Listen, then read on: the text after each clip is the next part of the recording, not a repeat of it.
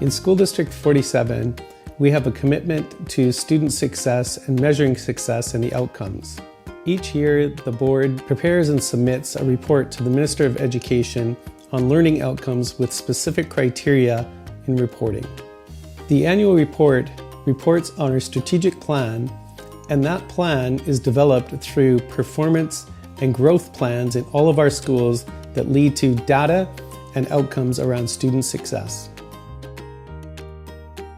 The goals and outcomes of our strategic plan is meant to be a collaborative effort that starts with students first, then we consult with parents, teachers, stakeholders to develop our plan, which aligns with the Minister of Education's goals for the province. The board's 3 themes are learner success, engagement and connectedness, and organizational sustainability.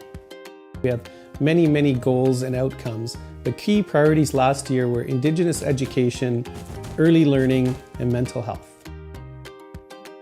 Within the context of early learning, one of the tools we use to measure how our students enter kindergarten is the Early Years Development Instrument, which is actually done in collaboration with UBC and HELP program. This tool provides us with information about our incoming kindergarten students and indicates that many of our students experience vulnerability, in particular within the areas of social and emotional. As a school district, we're committed to ensuring that we address these needs so that the children and families in our community are able to thrive. One of the programs we've implemented is the Just Before program, which is a preschool program operating in 2 of our elementary schools. Another new program that we've implemented is the Seamless Kindergarten program, which will be running in one of our elementary schools. This involves 2 early childhood educators who provide before and after school care, as well as providing support during their time in the classroom. This program is really exciting because it allows children to stay in the same space with their before and after school care as within their classroom, which really provides that continuous support. We're also excited about the Strengthening Early Years to Kindergarten Transitions, which is an amazing program that involves collaborating with community partners, kindergarten teachers, preschool teachers, and it provides us the opportunity to have those important conversations so that we know that the students entering kindergarten are supported in whatever ways that they need. Research has informed us that mental health and wellness is a key to student and staff success. We've hired a coordinator of health and wellness to work with our schools on mental health issues and to get students active and physical.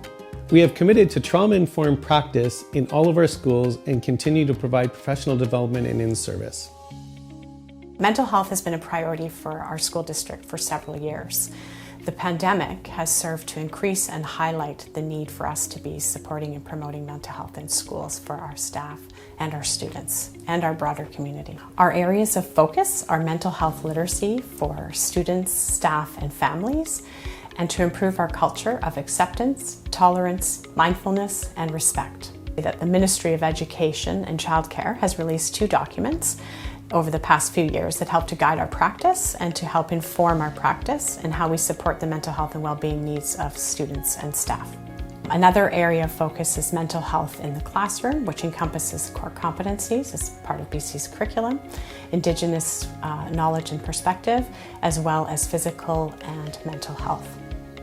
While mental health remains a strategic priority, our local data tells us that we need to continue our commitment to creating safe and caring school environments where all of our students feel welcome, feel a sense of belonging, feel connected to adults at school, and feel cared for and safe. Over the course of the past year, we have continued our promotion of the Everyday Anxiety Strategies for Educators program, or the EASE, for K-7, and also the newly launched EASE 8-12. The school district has purchased resources that are SOGI inclusive for all of our school libraries, and we have also created a sexual health educator position within our districts, in which part of the programming focuses on healthy relationships and on mental well-being. We are particularly proud of our Clahaman language program that we're able to offer in elementary schools and in our high schools for credit. This program of language is also recognized by post-secondary institutions for entrance. Indigenous education is profoundly relevant. We know we're not meeting Indigenous student needs And some of the ways that we are addressing that is through the Equity in Action project, evaluating where gaps may be and how to address them. Some of the recommendations have already been met from our first 2 years of the project. We've hired a number of new staff to support both Indigenous student culture and student success, as well as supporting our teachers and making sure they have access to relevant Indigenous pedagogies and ways of teaching and learning that honors Indigenous perspective and values Indigenous worldview. Having things like welcome polls creates a sense of belonging and presence for Indigenous kids, and that's going to help other students that aren't Indigenous recognize their place and where they're situated in the world, but it's also going to create a sense of pride for Indigenous kids. We're putting in some of the building blocks that are going to hopefully lead to systemic change through sense of belonging and presence, and enhancing our teacher support through curricular supports from experts and knowledge keepers. We're going to try to bring some of those back that were really spearheaded by the Tla'amin community.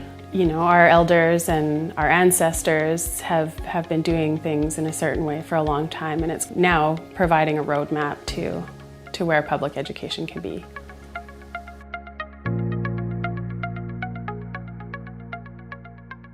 Some of the work that's been happening in the district, such as a really collaborative process with Tla'amin Nation and VIU to create the Traditional Skill Builder program, which is basically a cultural immersion for students to learn core academic credentials that contribute to their graduation, as well as doing that learning in a really culturally relevant way that it has revitalized some practices that have historically been lost, and then also providing students opportunity for that hands-on relevant learning that's meaningful to them.